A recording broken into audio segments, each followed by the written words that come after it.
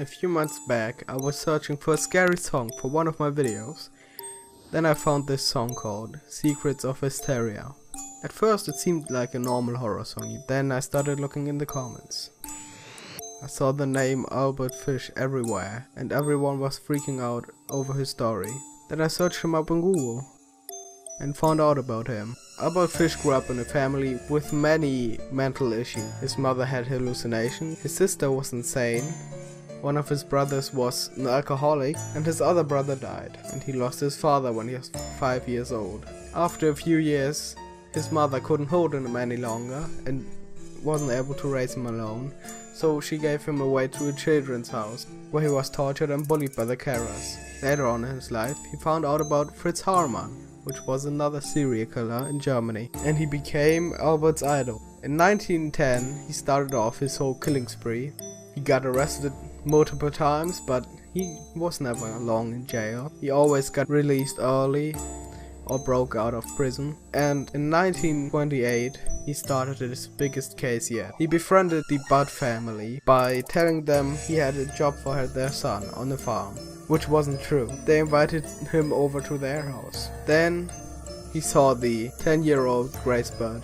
He stalked her the whole day, and in the end of the day, when everybody was asleep, he told Grace to come with him. He kidnapped her and brought her to a house in the woods, where she was overwhelmed by him and killed. He cooked her body parts and ate them over the next couple of days. 6 years after that case, he wrote the parents of Grace a letter. My pal Hawks has asked me to read this letter for him. Not really sure what it is. We're just going to get into this anyway. My dear Mrs. Budd, on Sunday, June the 3rd, 1928, I called on you at 406 W 15th Street.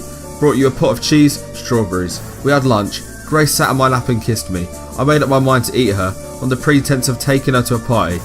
You said yes, she could go. I took her to an empty house in Westchester I had already picked out. When we got there, I told her to remain outside. She picked flowers. I went upstairs, stripped off all my clothes. I knew if I did not, I would get blood on them. When all was ready, we went to the window and called her. I then hid in the closet until she was in the room. When she saw me all naked, she began to cry and tried to run down the stairs. I grabbed her and said that she would tell her mama. First, I stripped her naked. How she did kick, bite and scratch. I choked her to death, then cut her in small pieces so I could take my meat to my rooms, cook and eat it. How sweet and tender her little ass was roasted in the oven. It took me 9 days to eat her entire body. I did not fuck her though. I could have fucked her if I wished, but she died a virgin.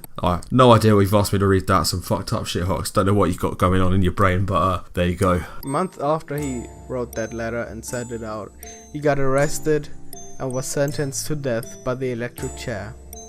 And also special thanks to MLJoe who read the letter in this video. His link will be down in the description, even though I'm sure all of you guys know who he is. He's a great friend of mine, and yeah, definitely go check him out. Makes great content. And yeah, I'll see you guys.